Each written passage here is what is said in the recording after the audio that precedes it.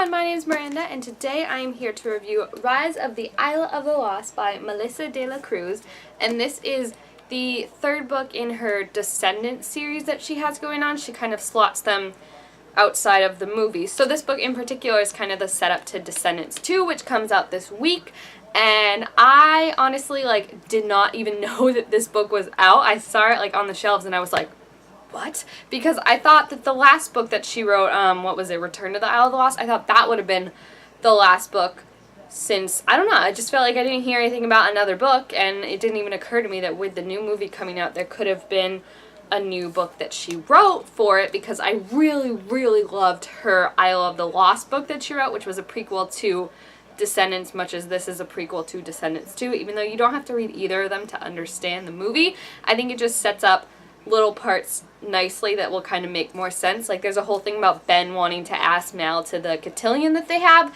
and I know in Descendants 2 something happens that kind of makes Mal freak out and go back to the Isle of the Lost, so I feel like that potentially, knowing that, maybe Ben asks her, will you, potentially be my queen? And she's like, ah! And then, runs away, but in a much more less creepy way. That scream, I don't know what that was. So, first of all, this cover, gorgeous. As you will notice, it's about a little tentacle and a trident, and that is because, much like Descendants 2, this book has a new narrator along with Mel and all the other children of the Isle of the Lost and Ben. We actually have 3 new characters, I think, right? 3 that we get the point of view. The most important is Uma, who is the daughter of Ursula and was once Mel's best friend,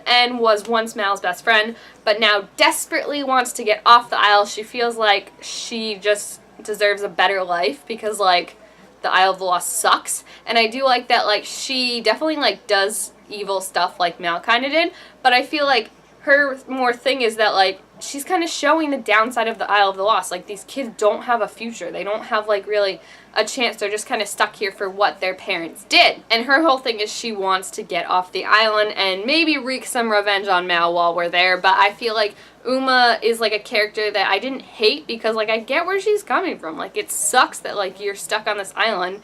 But, again, she is kind of where Mal was last before she came to the Isle of the Lost. So at the same time, we definitely have to keep an eye on her. There's also Harry Hook, who is the the son of Captain Hook, and he has a potential, ex-relationship with Mal that kind of brings them to blows, I'm assuming, in the movie. It's not really touched on because I can't tell if it's going to be an Uma and Harry relationship in the movie. That's kind of the vibe I was getting, but then the vibe also is that, Uma's smarter than all of the boys, so, I don't know if anyone could really keep up with her, you know? And then we also have, I don't even remember his name because, he really didn't do anything for me, but Gaston's son, who is funny because in the first book, Isle of the Lost, Gaston's twin sons are actually mentioned, but now I guess they decided to actually write him into the movie, so they have to now have another Gaston son that kind of wasn't mentioned. So it's just funny how things like that add up because, obviously Melissa de la Cruz didn't realize that there was going to be a Gaston so prominently when she wrote that first book, probably, so it's just funny. And then we also get to see Ariel's, I think it's her niece. It's not necessarily her daughter, but it's definitely some relation to her, I think. It was kind of confusing because this book was definitely focused more on Uma and those kids as opposed to the Isle of the Lost kids. The Isle of the Lost kids that now live in Oridon were just basically trying to get King Triton's trident back because it was pulled out to sea and now it's floating in the Isle of the Lost, and if anyone gets it, they have the potential now to bargain with King Ben to get them back to Oridon and off the Isle of the Lost, and that's kind of Uma's idea, but Mal wants to find it and wants to find it using magic, which is where we have also this issue that I think is also going to be a big one in the movie of Mal doesn't completely want to give up her old life. She still wants to use magic and stuff like that, whereas Oridon is more of a all fairness, it's not cool if someone uses magic, and Evie's kind of getting on board of that of it's not cool for Mal to always be using magic, she can't rely on it.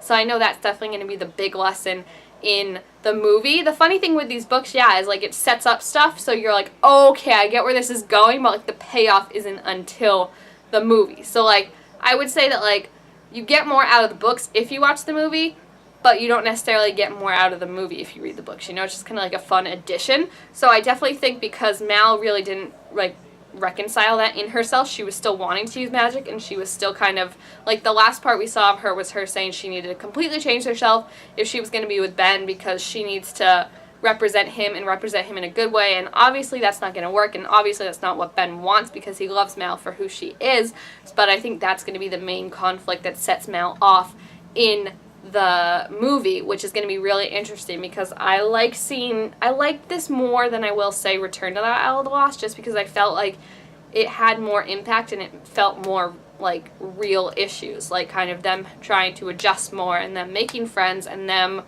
you know, just, it was more what I felt like a sequel should feel like, so I think it definitely ties more into what the movie's going to be, and I'm very, very excited to see the movie. I loved Uma as a character in this book, so I'm hoping I love her just as much in the movie, and I really can't wait to see Ben and Mal again, of course, but then also Evie and Doug, and just all of them together and kind of finding their way, because I think it was touched upon at the end of book 1 that, like, there's obviously no way they're going to be able to completely be good, and I think that Auradon has its problems itself, as we saw kind of, you know, and like it's, you can't use magic, and then there's also like Cinderella's son who's a dick, so like it's not perfect in Auradon, so I'm hoping that this movie, and it kind of started setting up in this book, is going to be more of that gray area, you know, which I really like, and I think that's what is needed.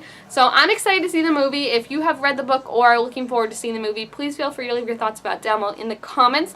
Also, make sure to give this video a thumbs up if you enjoyed it, and subscribe to my channel down below to make all sorts of new videos. I really, really love this book. I gave it 5 out of 5 stars. I think it was just amazing seeing all the different point of views, and what I liked about this one was King Ben wasn't like in it too much, like he kind of did his own thing, but it felt like more realistic, I guess, whereas in the other one it just felt like they were separated just to be separated, but now I felt like we got the cute moments between Mal and Ben, and it felt realistic when he was separated but still thinking about her and she was still thinking about him, and that was really, really cute. And I just love all the new potential of having this kind of Isle of the Lost, but then also like this little island off of it where like all the like sea creatures like Ursula and all them live. So I'm really, really excited.